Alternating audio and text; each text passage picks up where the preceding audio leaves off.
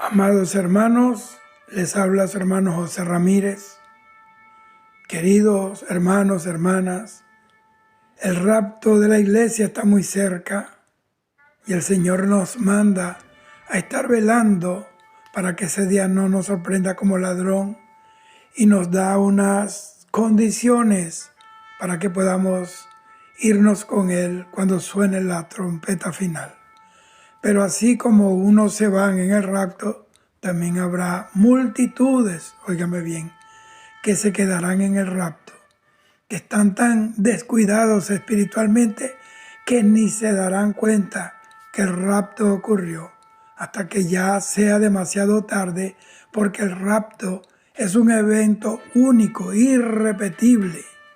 Multitudes de cristianos tibios, fríos, indiferentes, entretenidos con los embelecos del mundo, que no se preocuparon en llenar sus vasijas, sus lámparas con aceite del Espíritu Santo, que se olvidaron del ayuno, del clamor, de humillarse ante Dios, de vivir la palabra, que se apagaron, que ya no son antorchas encendidas, que se perdieron en, en la vorágine del mundo, que perdieron el sazón de la sal, que no afectan al mundo espiritual porque perdieron el poder, la autoridad. A esos yo les hablo desde lo más profundo de mi corazón en este momento, con la esperanza de que abran sus ojos a tiempo, que despierten del sueño espiritual o que se levanten si están muertos espiritualmente de entre los muertos, para que la luz de Cristo los alumbre. Yo quiero darles un consejo previo a los que se van a quedar en la gran tribulación. Y los que se van no son aquellos que tienen cargos, aquellos que tienen ministerios, aquellos que van a una congregación. Son aquellos que guardan la palabra de su paciencia, aquellos que se han apartado del mundo, que no se contaminaron con este sistema maligno que ha arropado al mundo entero. A esos es a quien yo le estoy hablando hoy. Este es un tema demasiado serio que debería ser tocado, enseñado, predicado con mucha frecuencia en la iglesia. La esperanza de la iglesia es irse con el Señor. El creyente tiene que tener en su corazón la bienaventurada esperanza, que es irse con Cristo. Pero para irse con el Señor, dice la Biblia en 1 de Juan 3:3, que el que tiene esta esperanza de irse con Él, a sí mismo se purifica como Él también es puro.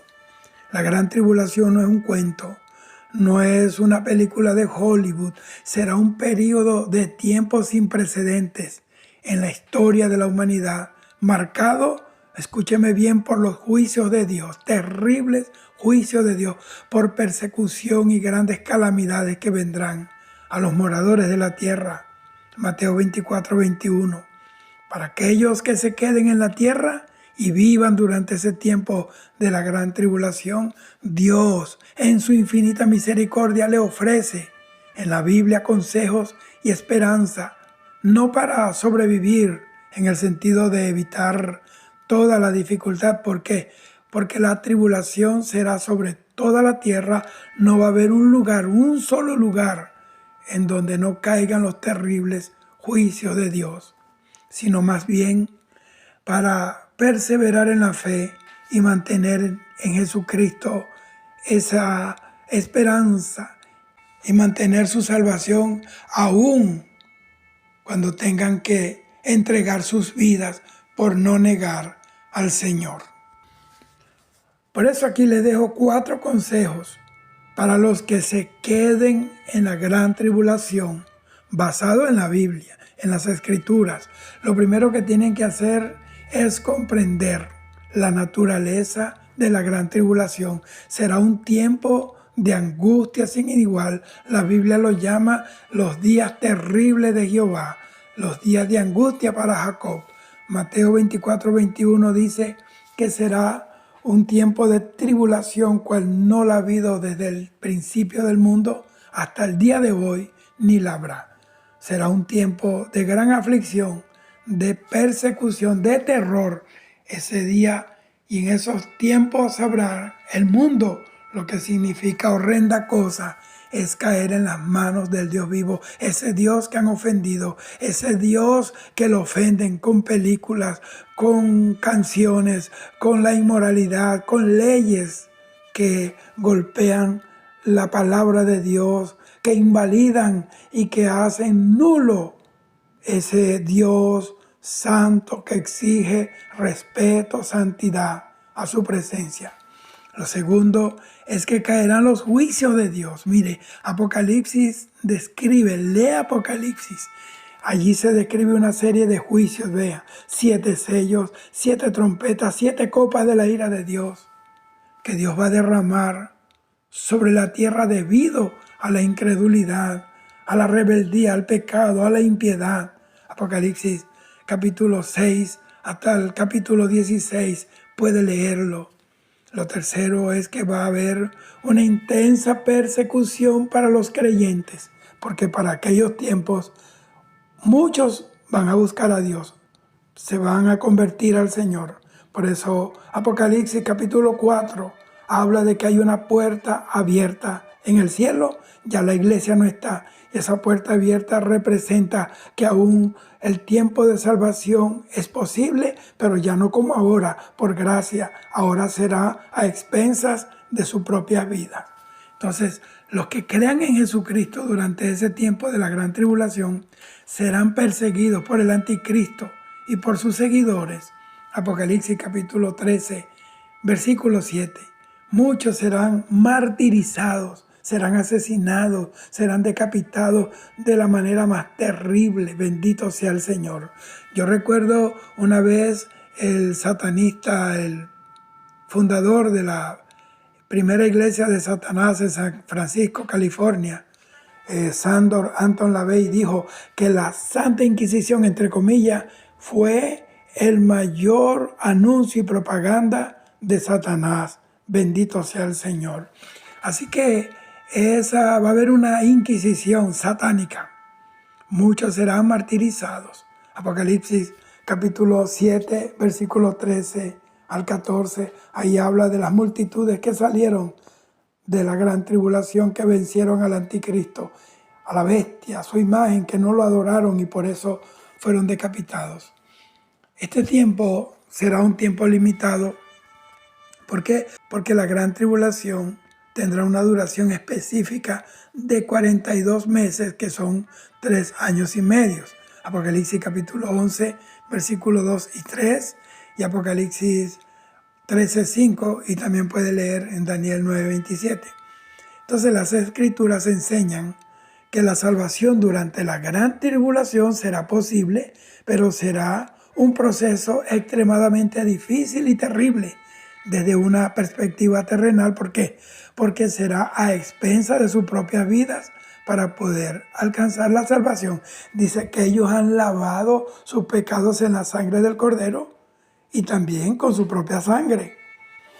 Entonces las escrituras pintan un cuadro bien claro de la gran aflicción y persecución para los que estén en la tierra durante ese tiempo de la gran tribulación. Yo les aconsejo, hermanos, estamos a tiempo, todavía está la iglesia acá, todavía el Espíritu Santo y la iglesia está acá, que es quien detiene estos acontecimientos que serán desarrollados durante el tiempo de gobierno del anticristo. Aquí yo te voy a explicar por qué será tan terrible y qué implica la salvación en ese contexto. Esto lo hago para que tú no te engañes a ti mismo, no te dejes engañar, para que no creas que será tan fácil como algunos dicen, me voy en el segundo viaje. Eso no es así. La salvación durante ese periodo será un desafío extremo, hermano. ¿Por qué? Porque habrá persecución intensa y a nivel global. La Biblia describe un tiempo de persecución sin precedentes. ¿Contra quiénes? ¿A quiénes van a perseguir? Aquellos que se nieguen a adorar al anticristo y a recibir su marca en la mano derecha o en su frente. Apocalipsis 13:7 dice, y se le permitió al anticristo hacer guerra contra los santos y vencerlos. Óigame, muchos serán torturados y serán martirizados por su fe en Jesucristo. Apocalipsis capítulo 6, versículos 9 al 11 y Apocalipsis 24. Esos días se encontrarán con lo que tanto hemos enseñado los predicadores de la sana doctrina. Estos predicadores que no tienen lugar en muchos púlpitos porque este mensaje del rapto, este mensaje de los juicios que vienen son mensajes arcaicos, son mensajes que ya nadie quiere oír, pero eso viene, aunque se tapen los oídos, aunque hagan lo que hagan, aunque traten de esconder la verdad y enterrarla en los mismos altares de las iglesias, la palabra de Dios se va a cumplir porque fue papá que habló eso. La marca de la bestia, hermano, eso será una de las cosas terribles. El elemento central de la gran tribulación será eso, la marca de la bestia, será la imposición de la marca de la bestia, del anticristo. Apocalipsis 13, 16 y 17 habla de eso. Sin esta marca nadie podrá comprar, nadie podrá vender. Entonces eso significa que los creyentes se van a enfrentar a una hambruna extrema, la pobreza extrema y a la imposibilidad de funcionar en la sociedad. Serán como la basura del mundo. Los que no tengan la marca serán perseguidos, incluso serán entregados hasta por sus mismos familiares que se quedaron y se dejaron marcar. Recuerden que aceptar la marca es irse a la condenación eterna. Y esto se lo estoy diciendo ahora. Y negar esa marca será una prueba de fe crucial con la que con toda seguridad los va a llevar a la muerte. Pero la Biblia habla de los decapitados por causa del testimonio de Jesucristo. Si te quedas, no te dejes sellar. Deja que te maten, pero no te dejes sellar por nada del mundo. Sé que no es fácil lo que yo estoy hablando, pero yo sé lo que estoy diciendo porque está en la Biblia. Yo vi el arrebatamiento de la iglesia. La vez que yo morí de un infarto, y ya yo he hablado de eso bastante en mi canal, y el Señor me dijo que enseñara esto, porque yo vi multitudes que se quedaron y vi lo que sucedió en esta tierra porque está en la Biblia. No va a suceder porque yo lo digo, sino porque está en la Biblia. Yo estoy repitiendo lo que la palabra de Dios dice. Los apóstoles dijeron lo que vimos y oímos, de esto hablamos y testificamos. Dios tiene un remanente fiel, Dios tiene una manada pequeña y fiel, y Dios le ha entregado la tarea de llevar la verdad en medio de tanta mentira. Y además de la persecución del anticristo, queridos hermanos, la tierra va a experimentar una serie de juicios divinos, pero que serán catastróficos. Los 7 sellos, las 7 trompetas y las copas de la ira de Dios, que está ahí en Apocalipsis.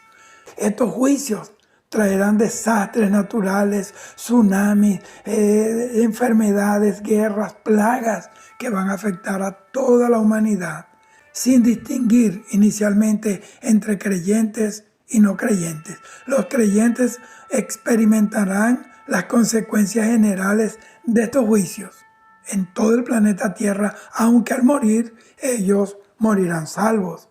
Pero se quedaron. Ya no es por gracia, como le dije, ya no será tan fácil venir a Cristo, confesar el pecado, apartarse del pecado. Ya no será tan fácil porque uno confiesa el pecado y se convierte al Señor, va a la iglesia, predica. En aquel tiempo el hecho de ser seguidor de Jesucristo será la marca de muerte. Los creyentes se van a ver obligados a esconderse o a separarse de sus familias para evitar la persecución, enfrentando un aislamiento extremo. Pero a pesar de estas condiciones terribles, la Biblia también es clara en que la salvación seguirá estando disponible por la fe en Jesucristo, aún durante ese periodo de la gran tribulación. Como le dije, hay una puerta abierta en el cielo, Apocalipsis 4, porque la salvación siempre ha sido y será por gracia mediante la fe en el Señor Jesucristo y su sacrificio sublime en la cruz del Calvario. Efesios capítulo 2, versículos 8 y 9. Aquellos que confíen en Él, en el Señor durante ese tiempo de tribulación y de gran tribulación, serán lavados de sus pecados por la sangre del Cordero. Apocalipsis capítulo 7, versículo 14. Por eso la Biblia dice en Apocalipsis 12:11, y ellos le han vencido por medio de la sangre del Cordero y por la palabra del testimonio de ellos, y que ellos despreciaron su vida hasta la muerte. Entonces será vital la perseverancia, porque a diferencia de la era actual, en la que la perseverancia es la evidencia de la salvación, Mateo 24:13 dice, mas el que persevere hasta el fin, éste será salvo.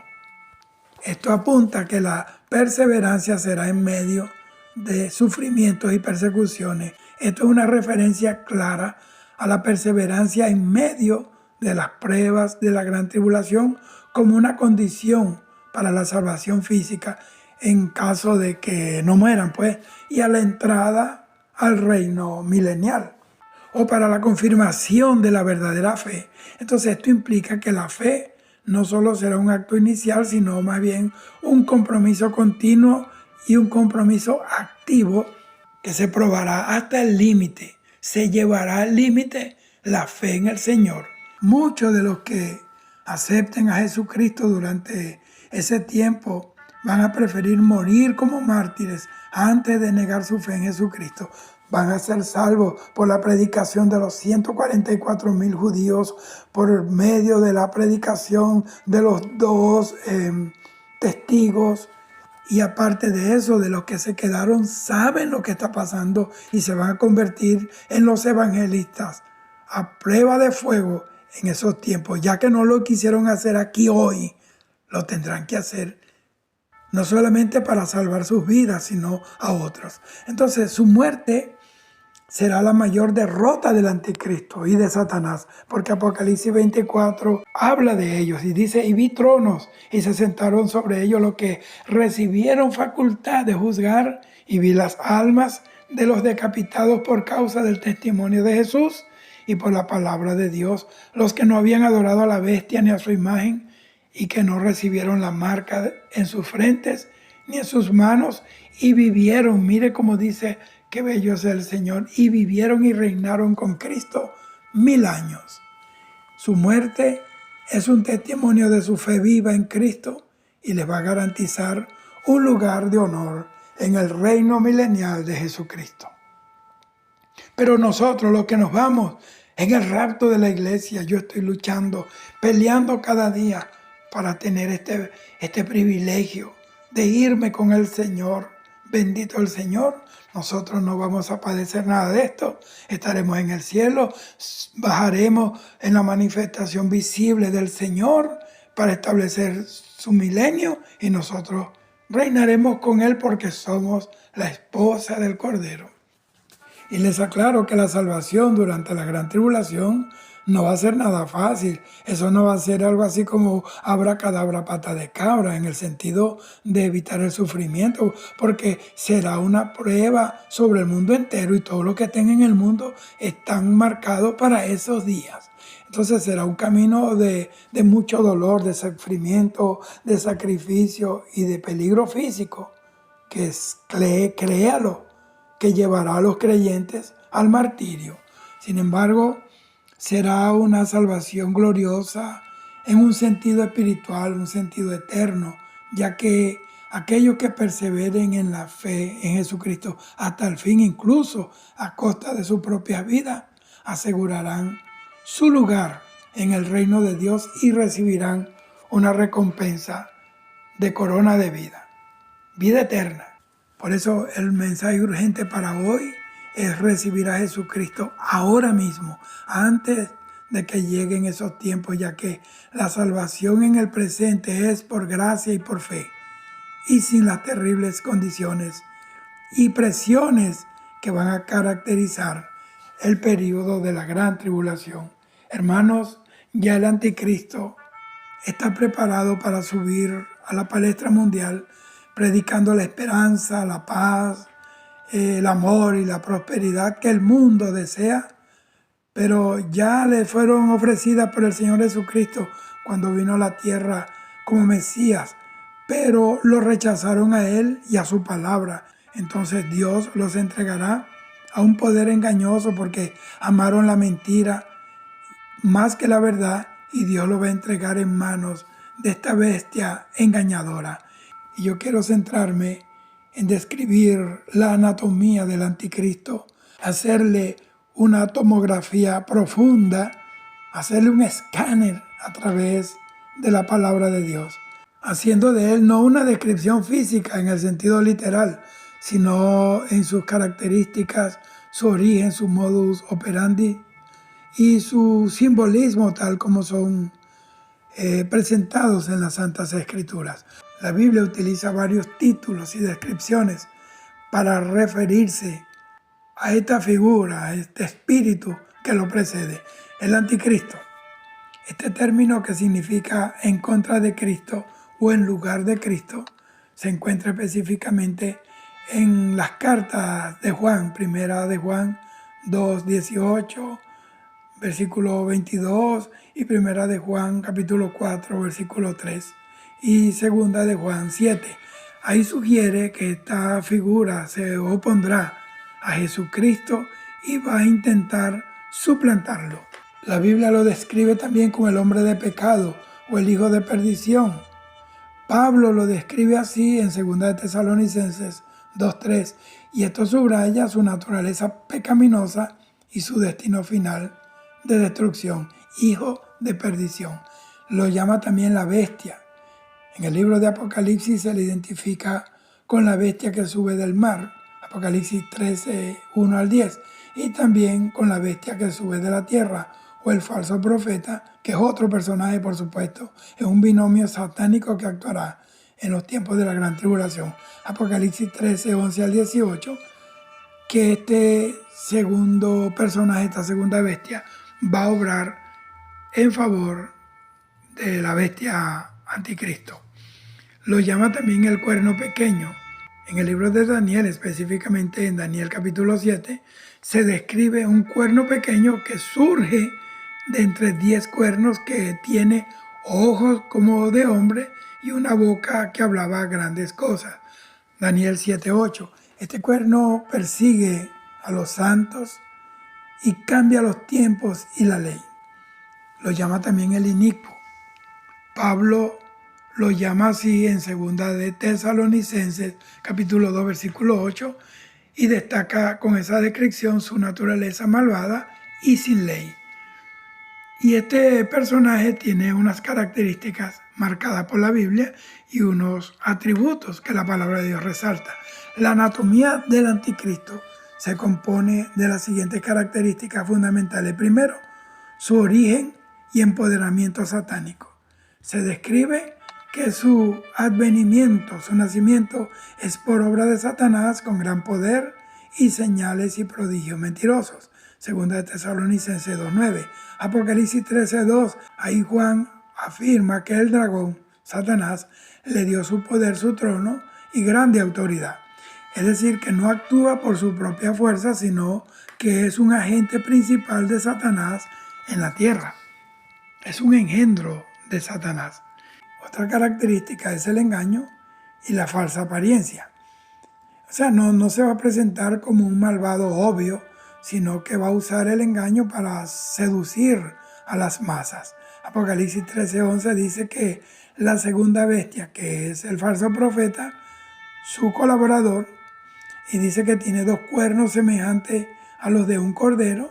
El cordero representa a Jesucristo, pero hablaba como dragón. Eso dice que va a tener apariencia de santo, de noble, de puro, de humilde, pero va a hablar por su boca el mismo Satanás. Entonces esto simboliza una apariencia de piedad o de bondad que esconde una naturaleza maligna. Él va a prometer paz y unidad, pero será una fachada. Entonces vendrá muerte y destrucción repentina. El anticristo se va a mover y se va a manifestar en blasfemia y en autoexaltación. Se va a oponer y se va a exaltar sobre todo lo que se llama Dios o es objeto de culto, tanto que se sienta en el templo de Dios como Dios, haciéndose pasar por Dios. Segunda de Tesalonicenses 2:4. Entonces él va a hablar grandes cosas y blasfemias. Apocalipsis 13:5. Mire, todos los que blasfeman contra el Señor, todos los que se oponen a la palabra, todos los que resisten el mensaje del Evangelio de Jesucristo, tienen el espíritu del anticristo. Otra de las cosas que tiene que manifestarse en el carácter y la personalidad del anticristo es el poder político y mundial. Apocalipsis 13:7, se le da autoridad sobre toda tribu, pueblo, lengua y nación. Entonces esto indica un dominio global a nivel mundial, una figura política que va a ejercer un control sin precedentes en el mundo entero. Será un gobierno único a nivel mundial. Eso es lo que se promueve con el nuevo orden mundial. Viene persecución extrema en los días de este personaje satánico. Todos los perseguidores, los césares romanos y todos esos endemoniados unidos no le dan ni por los tobillos a la maldad de este personaje. Él va a hacer guerra contra los santos y dice que los va a vencer. Daniel 7:21 y Apocalipsis 13:7. Esta será una época, queridos hermanos, de gran tribulación para los creyentes, para los que crean en esos días. Este es el día de salvación. Dame hoy tu corazón. Es hoy. Ven a Cristo hoy. Reconcíliate hoy con el Señor antes que sea tarde. Y los que se queden, hermanos, serán martirizados por negarse a adorar a la bestia y por negarse a recibir su marca. Tendrá absoluto control de la economía, porque la marca de la bestia, Apocalipsis 13, 16, 17, será impuesta, óigame bien, será obligatorio y va a impedir a quienes no la tengan comprar o vender. Entonces esto demuestra un control total sobre la vida económica de las personas en el mundo entero. Realizará falsos milagros y con estos milagros va a engañar a la humanidad. El anticristo obviamente va a negar la deidad de Cristo. Las cartas de Juan ahí claramente enfatizan que un espíritu anticristo siempre niega que Jesús ha venido en carne. Primera de Juan capítulo 2, versículo 22 y Primera de Juan 4:3.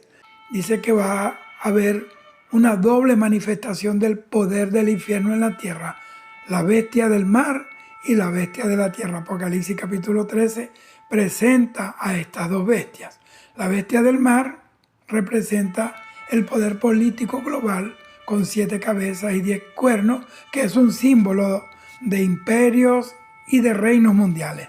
Tiene apariencia de leopardo, pie de oso y boca de león. Y el anticristo va a combinar las características de las bestias de Daniel capítulo 7, y esto sugiere que él va a reunir el poder y las características de estos imperios previos. Y la bestia de la tierra, que es el falso profeta, este opera al servicio de la primera bestia, ejerciendo su autoridad y engañando a la gente ¿para qué?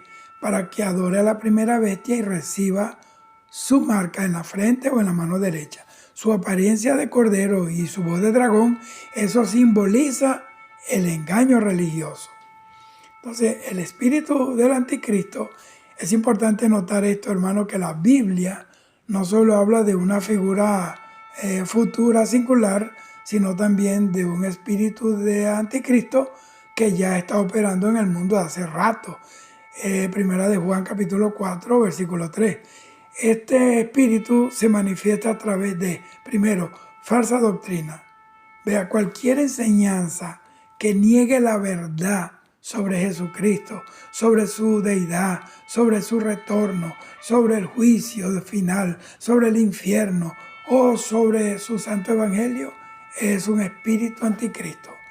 Lo segundo es rebelión contra Dios. Es una actitud que va este espíritu siempre a manifestar en desafío a la autoridad divina y a sus mandamientos. Tercero, el engaño. Este espíritu promueve la mentira y la distorsión de la verdad, así como hizo la serpiente en el huerto del Edén, torció la palabra, la manipuló para engañar a Eva. En resumen, la anatomía del anticristo es una compleja descripción bíblica que apunta a una figura y un espíritu de inmensa maldad, poder, engaño y persecución, quien será el instrumento perfecto, principal de Satanás en los últimos tiempos, antes de la gloriosa segunda venida del Señor Jesucristo.